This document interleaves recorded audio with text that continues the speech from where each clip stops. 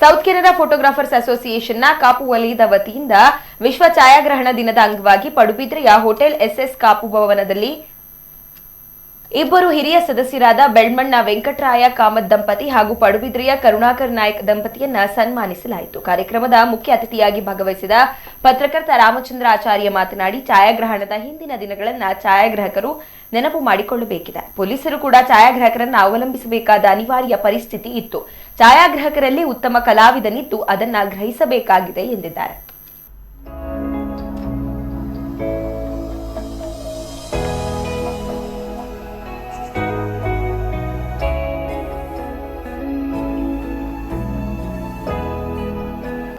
ಮಾಡ್ತೇವೆ ಅಂತ ಹೇಳಿದ್ರು. ಆದರೆ ಅವರು ಇಲ್ಲ, ನಮಗೆ ನಾವು ಮುಂಚಿನಿಂದ ಭಾರಿ ಸಂಘದಲ್ಲಿ ನಾವು ಆಕ್ಟಿವ್ ಆಗಿದ್ದವರು. ಏನೇ ಕಾರ್ಯಕ್ರಮವನ್ನು ಮಾಡಿದ್ರು ಕೂಡ ನಾವು ಜೊತೆಯಾಗಿ ಅದರ ಶೇರ್ಸ್ ಅನ್ನು ನೀಡಿ ನಾವು ಕಾರ್ಯಕ್ರಮ ಮಾಡ್ತಿದ್ದೆವು.